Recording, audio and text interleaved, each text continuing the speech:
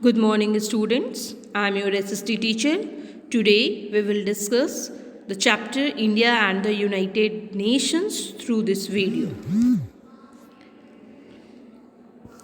India has been member of the United Nations since it was formed. Our peace-loving nature has kept our relations with the UN very healthy.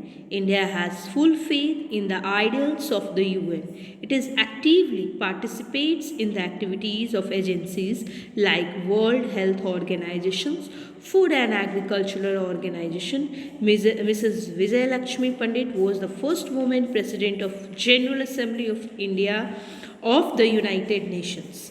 India has maintained a high profile as a peace-loving, non-violent nation.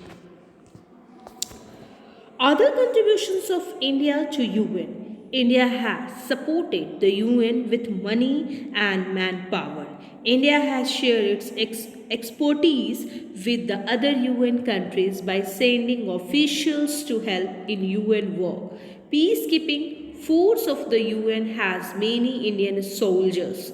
They are sent all over the world where they are required. India has served for the cause of the UN in Korea, Zaire, Cyprus, and Namibia. Indian officers have been commanders of peacemaking forces of United Nations. India opposed the policy of discriminations practiced by whites against black in South Africa. This policy was known as apartheid. India's relations with the South Africa was re-established after the abolition of apartheid. In 1956, Israel, England and France attacked Egypt and there was a danger of world war. India's timely interventions helped to avert the war. Under the directions of the UN, our troops went to the Gaza Strip and Lebanon to bring peace there. UN contributions to India. Many UN experts come to India to solve our problems. We have received the help from the agencies like World Bank, WHO, FAO, UNICEF, etc. The FAO, that is Food and Agriculture Organizations of the UN, has contributed to the development of fishing industry in India.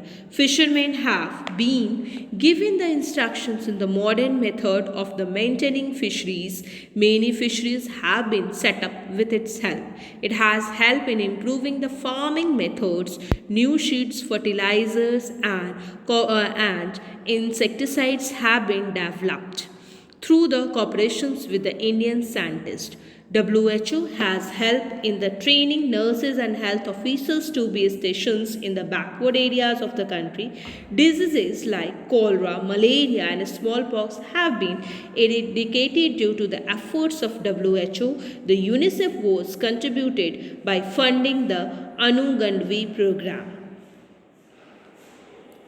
Children and the women of many villages are brought together to be educated in the Anganwadis. Here UNICEF has taught mothers to take care of infants and raise the healthy children. India often borrows money from IMF to support the development programs. So, rest of the topic of this chapter we will discuss in our next class. So, students, thank you and have a